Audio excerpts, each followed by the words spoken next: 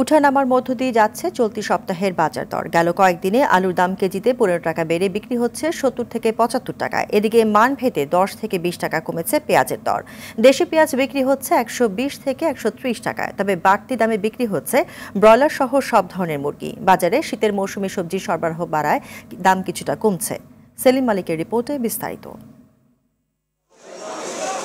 দিনকে দিন ভোক্তার সাধ্যের বাইরে চলে যাচ্ছে নিত্য পণ্যের বাজার। একটি পণ্যের দাম কমে তো বাড়ে দুটি পণ্যে।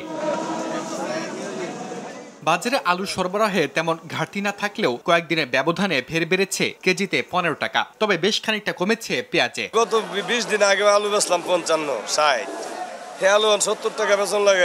বেচটা আছি 120 টাকা বেচার মতো, 110 টাকা বেচার মতো আইছে। আর ইন্ডিয়ান বেচটা 110 বেচতাম, হয়তো 100 টাকা বেচার মতো আইছে। সরকারের যথেষ্ট উদ্যোগ নেওয়া উচিত, তাদের বাজার মনিটর করা উচিত এবং উপদেষ্টাদের আরেকটু অ্যাক্টিভ হতে হবে, তাদের ফিল্ড পর্যায়ে কিছুটা ভিজিট করতে হবে। বাজারে আসছে মৌসুমী সবজি, বিক্রেতারা বলছেন দামও কমেছে, তবে সেটি কাঙ্ক্ষিত মাত্রায় নয়। কালে অন্যান্য শীতে যারা সবজি নতুন সবজি আসার পরে পরে দামটা যে মিলে কমতো, এবারে কিন্তু এই মিলে কিন্তু কমে নাই। এবারকার চিত্রটা হলো উল্টা। যেমন আপনার সিম এখনো মালিক আপনার 90 থেকে 100 টাকা কেজি, এই সময় সিম থাকা দরকার ছিল 50 থেকে 60 টাকা কেজি। হঠাৎ কেজিতে 300 টাকা পর্যন্ত বেড়েছে ইলিশ মাছে, তবে দেশীয় অন্যান্য মাছের দাম কমেছে।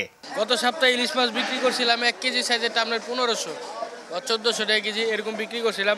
এই সপ্তাহে মাছের আমদানি খুবই কম, যে কারণে আজকে 1 কেজি সাইজের মাছ 1800-1900 টাকা দাম করে আমরা আনতে পারি নাই। বাজারে আসতে শুরু করেছে বিয়ার 28 জাতের নতুন চাল, কেজিতে কমেছে 3 টাকা।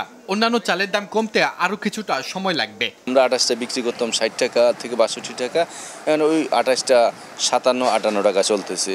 এই শুধু এই একটা চালের নতুন আসছে এবং এই চালটার দামেই কেজিতে 2-3 টাকা কমছে। গরুর মাংস আগের দামে বিক্রি হলেও কেজি প্রতি খাসি ও ছাগলের মাংসে বেড়েছে 50 টাকা করে। আগে ছিল 1100 টাকা খাসি, আর 50 টাকা বাড়ছে 1150, আর ছাগল ছিল 950, হয়েছে 1000।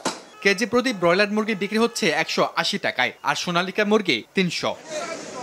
সেলিম মালিক, RTV, ঢাকা।